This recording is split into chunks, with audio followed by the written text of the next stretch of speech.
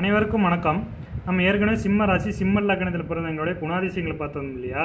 அதை தொடர்ந்து இந்த வீடியோவில் அவங்களுடைய பேச்சுவார்த்தைகள் எப்படி இருக்குன்னு பார்க்கலாம் வாங்க. பேச்சுவார்த்தை அப்படிங்கிறது சிரிச்சுக்கிட்டே பேசுவாங்க, அறிவு சார்ந்தமான விஷயங்கள் பேசுவாங்க, அடுத்தது பார்த்திங்கன்னா படிப்பு சார்ந்தமான விஷயங்கள் பேசுவாங்க, நிறைய பேசுவாங்க, சிரிச்சுக்கிட்டே பேசுவாங்க, மற்றவங்களையும் சிரிக்க வச்சுருவாங்க அப்படின்னு நம்ம உறுதியாக சொல்லலாம்.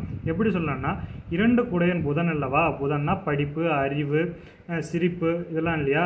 இப்போ இவங்க பேச்சு ஸ்தானத்துலேயே இந்த புதன் ஆட்சி உச்சமாகிறதுனால இவங்களுடைய பேச்சு அப்படிங்கிறது மிக அழகான பேச்சாக இருக்கும், அடுத்தவங்களை ஆச்சரியமூட்டுற மாதிரியான பேச்சாக இருக்கும்.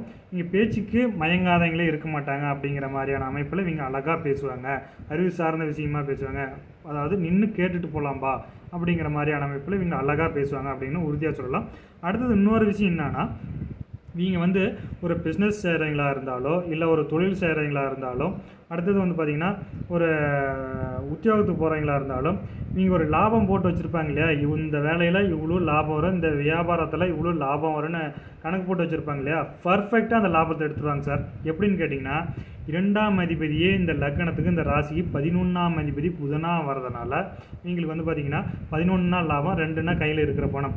இவங்க லாபம் அப்படிங்கிறது பர்ஃபெக்டாக அந்த லாபத்தை 11ஆம் அதிபதியாக வரதுனால பர்ஃபெக்டாக அந்த லாபத்தை இவங்க கையால் வாங்கிடுவாங்க, வென்றுவாங்க அப்படின்னு பர்ஃபெக்டாக சொல்லலாம். வாங்க அடுத்த வீடியோவில் இன்னொரு விஷயத்தை சிம்ம ராசி சிம்ம லக்னத்துக்கு பார்ப்போம். மறக்காமல் நம்ம சேனலை சப்ஸ்கிரைப் செஞ்சுக்கோங்க. நன்றி, வணக்கம்.